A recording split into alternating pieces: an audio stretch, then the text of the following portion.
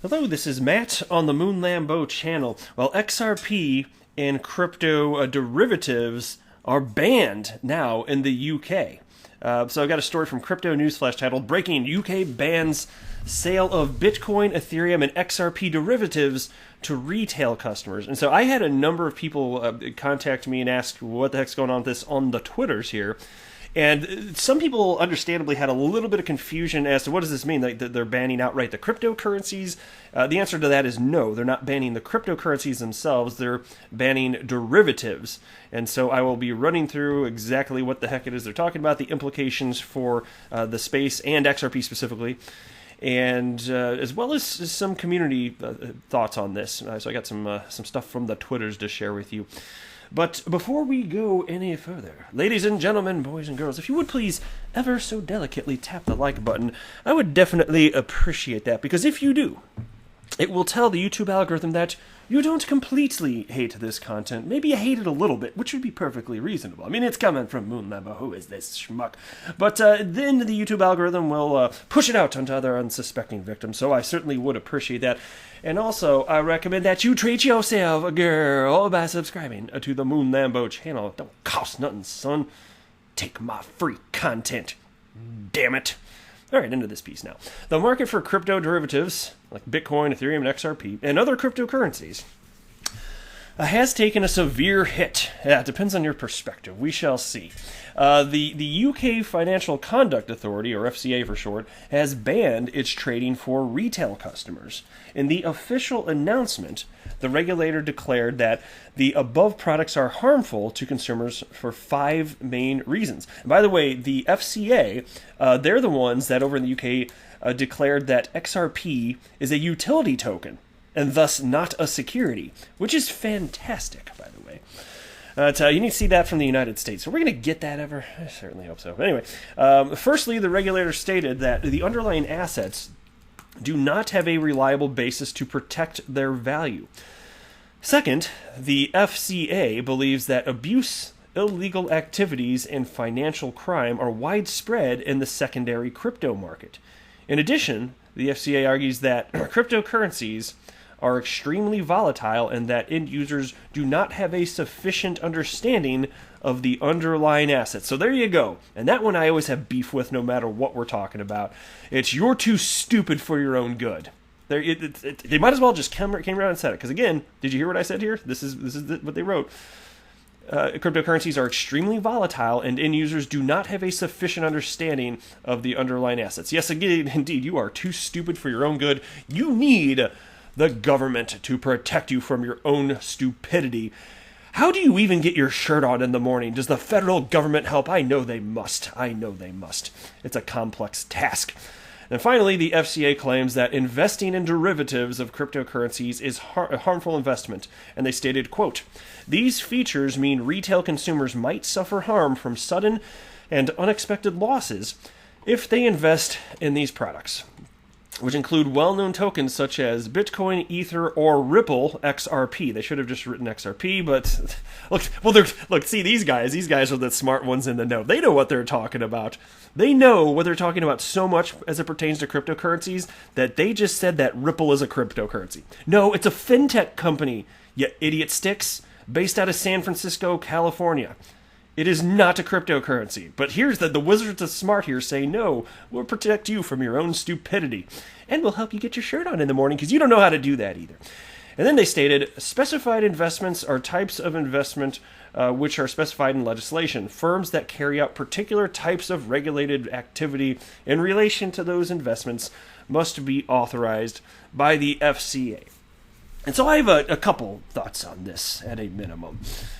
Like I said, I don't like it when the government is quote-unquote protecting consumers from their own stupidity. You see this in the United States, too. It's not like I'm picking on the UK here. For instance, if you wanted to buy Ripple, the company, on secondary markets, which, by the way, you can do. I don't know how many of you realize that. I'm sure many listening do know that. I've talked about it on the channel before, but you can buy Ripple, the company, right? Even though there has been no IPO, but before that, you actually can but there are strict requirements to be able to do so. And I didn't refresh myself on those requirements before recording, but I'll share with you what I think they are, and you can just fact check me. It could be wrong. I think it's the case that you have to have a net worth of at least $1 million, and I can't remember whether or not that includes real estate. That might be outside real estate. I can't remember that part for sure either. And otherwise, if you don't, I think it can be one or the other. You need to be earning at least $250,000 a year in the United States.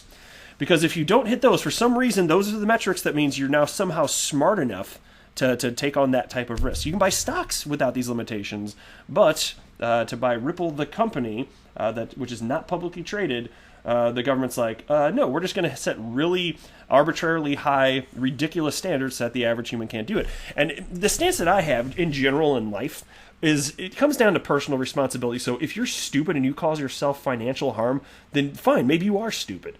But I'm not stupid, and I don't like getting limited, even if the government, and I'm not saying they are, but even if the government's right that everybody's so stupid they can't handle this, well, don't tell me that I can't do it because everybody else is stupid. I'm not stupid. Okay? STOOPID, stupid. No, I am not. I am certain that I am not. That side of it has always bothered me.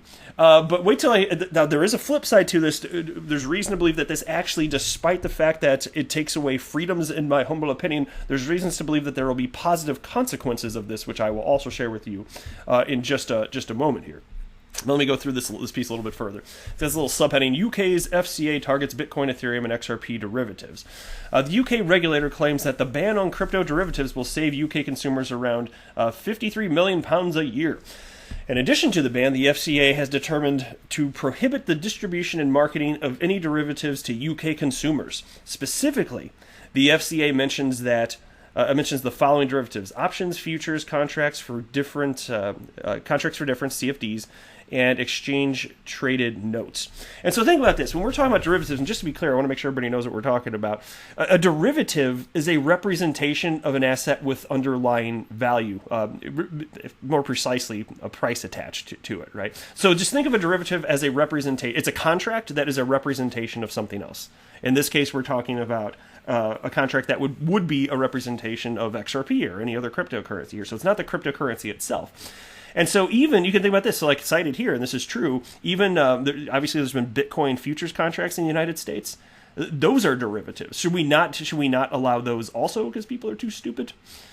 Well, again, and I'll get to the pro side, like the positives that could potentially happen as a result of this as well in just a moment. But let me go, again, a little bit further here. The measures apply to companies and firms operating within or outside the United Kingdom. The executive director of strategy and competition for the FCA, Sheldon Mills, stated, quote, "This ban reflects how seriously we view the potential harm to retail consumers in these products. Consumer protection is paramount here." But yeah, okay, fine, but can't you protect people from scammy companies, which would be a totally legitimate thing to do without saying, no, you're too dumb to put your shirt on in the morning, which is the way that I'm taking it. Anyway, here's the rest of their quote. "Significant price volatility combined with the inherent difficulties of valuing crypto assets reliably places retail consumers at a high risk of suffering losses from trading crypto derivatives. We have evidence of this happening on a significant scale. The ban provides an appropriate level of protection." And so I still think that's a bogus argument because what you cited as being bad there still happens with cryptocurrencies themselves, not just the derivative contracts that represent them, and you're allowing that part of it. So you don't care about the volatility and protecting your little stupid citizens there, do you? And I don't actually think they're stupid. I'm going along with their train of thought here effectively. It's completely ridiculous. That part of it is always ridiculous to me. And again, there's countries around the planet that view stuff this way. They're protecting their moron citizens. That's the way they look at it effectively. And I hate it. To me, it just increase the importance of personal responsibility and just make sure that your citizens are informed, like maybe throughout education and growing up. Can we just do that? Can we have a focus on that? If you think that these people are so stupid, it's just ridiculous.